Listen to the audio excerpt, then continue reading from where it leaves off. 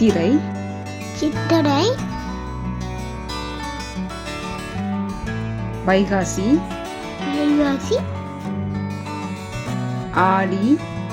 ஆடி ஆனி ஆனி ஆவணி ஆவணி புரட்டாசி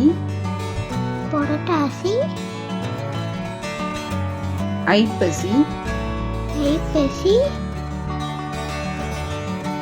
Karthigai Karthigai Margazhi மார்கழி தை தை மாசி மாசி Panguni Panguni